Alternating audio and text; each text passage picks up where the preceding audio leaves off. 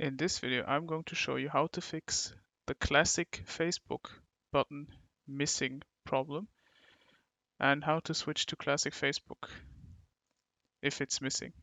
So previously it used to be down here, go to account in the top right, and then there used to be a classic Facebook button in your account settings over here, but it's gone now. So what you gotta do is use this little trick by clicking on pages on the left. You need one page at least, but it's fairly quick. You just click create new page, takes 10 seconds. So what you do then is choose one of your pages. And as you can see here, there's a if you'd like, you can temporarily switch to classic Facebook to manage your page.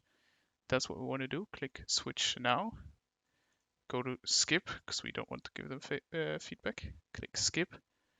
Now loads Facebook again.